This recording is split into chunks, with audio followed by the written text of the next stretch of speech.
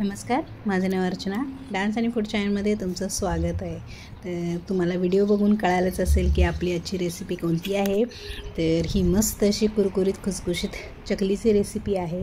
तर ही चकली बिलकुल तेलकट न होण्यासाठी आपण यामध्ये एक पदार्थ वापरणार आहे, त्याच्यामुळं चकली तेलकट होत नाही. तर अशा पद्धतीची चकली करण्यासाठी तर आपण लागणारे साहित्य बघूया आता. चला मग. तर अशा पद्धतीने मी काय केलेलं आहे, हे उडदाची डाळ घेतलेली आहे आणि ही पाऊण वाटी घेतलेली आहे. फुटाणे घेतलेले आहेत आणि अशा पद्धतीने तांदळाचे पीठ घेतलेलं आहे 2 वाटी. आपल्याला यामध्ये जे घालायचं आहे ते म्हणजे तेलकट चकली होऊ नये, म्हणजे त्यासाठी आहे ते म्हणजे उडदाची डाळ. उडदाच्या डाळीने चकली ही बिलकुल तेलकट होत नाही, म्हणून आपण उडदाच्या डाळीचा वापर केलेला आहे. आता आपण काय करणार आहे, उडदाची डाळ आणि फुटाणे हे छान असे थोडेसे कढईमध्ये परतून घेणार आहोत. त्याच्यामुळं काय होतं, आपल्याला मिक्सरमध्ये वाटायला हे सोपं जातं. तर अशा पद्धतीने हे डाळ आणि फुटाणे मी थोडेसे भाजून घेतलेले आहेत. आता हे छान भाजलेले आहेत, यांना काढून घ्यायचं आहे आणि मिक्सरमध्ये अशा पद्धतीने आपल्याला टाकून हे बारीक करून घ्यायचे आहेत. तर तुम्ही बघू शकता, हे मिक्सरमध्ये टाकून मी आता याला मिक्सरला फिरवून हे वाटून घेतलेलं आहे. तर अशा पद्धतीने चाळणीने हे चाळून घ्यायचे आहे, म्हणजे यामध्ये थोडंफार भरड राहिलेलं असतं ते परत तुम्ही वाटू शकता किंवा फेकून देऊ शकता. आता यामध्ये आपल्याला टाकायचे हळद, लाल तिखट आणि बेडगी मिरची. त्याचबरोबर यामध्ये टाकायचं आहे आपल्याला हिंग. त्याचबरोबर यामध्ये आपल्याला टाकायचं आहे ओवा. अशा पद्धतीने ओवा घेऊन तो हाताला क्रश करून यामध्ये टाकायचा आहे. त्याचबरोबर यामध्ये टाकायचे तीळ. तिळामुळे काय होतं, आपल्या चकलीला छान अशी ती आकर्षक दिसते, म्हणून आपण तिळामध्ये टाकलेले आहेत. चवीप्रमाणे मीठ टाकलेलं आहे. जर तुम्हाला जास्त तिखट वगैरे हवे असतील तर तुम्ही तिखटाचं प्रमाण वाढवू शकता. तर अशा पद्धतीने हे छान मिक्स करून घ्यायचं आहे, आपल्याला एकजीव करून घ्यायचं आहे. आता यामध्ये काय करायचं आहे, आपल्याला गरम तेल टाकायचं आहे.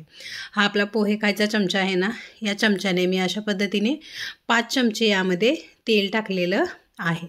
आता हे तेलाचं मोहन आहे ना, आपल्याला या सर्व पिठाला छान लावून घ्यायचं आहे. त्याच्यामुळं काय होतं, जर तुम्ही पिठाला मोहन नाही लावून घेतलं तर आपली छान चकली होणार नाही, कुरकुरीत खुसखुशीत होणार नाही. म्हणून याला छान असं आपल्याला हे तेलाचं मोहन या पिठाला छान लावून घ्यायचं आहे. तर तुम्ही बघू शकता, अशा पद्धतीने हे बघा गोळा बनतोय, म्हणजे हे मोहन छान आपल्या पिठाला लागलेलं आहे. आता आपल्याला काय करायचं आहे, गरम पाणी घेऊन हे पीठ मळून घ्यायचं आहे. तर अशा पद्धतीने मी पाणी टाकून हे छान असं पीठ मळून घेणार आहे. तर तुम्ही बघू शकता, अशा पद्धतीने हे पीठ मी मळून घेतलेलं आहे. तर याला एक 5 मिनटं मी साईडला ठेवून देणार आहे, कपडा झाकून. तर अशा पद्धतीने कपडा झाकून मी याला 5 मिनटं साईडला ठेवलेलं होतं. आता त्यानंतर थोडंसं हे घट्ट झालेलं आहे पीठ, तर परत याला पाणी लावून आपल्याला हे पीठ छान मळून मसळून घ्यायचं आहे. त्याच्यामुळं काय होतं, आपली चकली छान काटेदार पडते. ज्यावेळी आपल्याला चकली करायची त्यावेळी मळून घेतल्यामुळं. अशा पद्धतीने चकलीचा सोयरा घ्यायचा आहे. यामध्ये आपल्याला हे पीठ टाकायचं आहे आणि आपल्याला मस्त अशी ही चकली करून घ्यायची आहे. तर मी काय करणार आहे, अशा पद्धतीने सोयरा बंद करून एक प्लेट घेणार आहे आणि या प्लेटमध्ये ही मस्त अशी चकली पाडून घेणार आहे. तर या पद्धतीने या प्लेटमध्ये घेऊन मी ही चकली पाडून घेणार आहे. तर तुम्ही बघू शकता, याला किती मस्त असे काटे आलेले आहेत या चकलीला, आणि ही दिसताना चकलीसुद्धा खूप आकर्षक दिसते. यामध्ये आपण उडदाच्या डाळीचा वापर केल्यामुळे ही चकली बिलकुल तेलकट होत नाही. तर मी नंतर तुम्हाला चकली झाल्यानंतर दाखवतेच की चकली आपली बिलकुल तेलकट होत नाही, जरासुद्धा तेल पीत नाही. तर अशा पद्धतीने बघा, मी ह्या मस्त अशा काटेदार चकल्या करून घेतलेल्या आहे. इकडे मी कढई गरम करून घेतलेली आहे. तेल थोडंसं पीठ टाकून बघायचं आहे. तर हे पीठ असं बुडबुड्या करून वर आलं की आपलं तेल तापलेलं आहे असं समजतं. तर अशा पद्धतीने यामध्ये आपल्याला या चकल्या तळून घ्यायच्या आहे. पहिले एक अर्धा मिनटं या चकलीला हलवायचं नाही, त्यानंतर अर्धा मिनटानंतर तुम्ही चकली हलवू शकता, पलटून घेऊ शकता. तर अशा पद्धतीने मी चकली पलटून घेत आहे. परत याला एक अर्धा मिनटं तळून घेत आहे आणि नंतर पलटून घेत आहे.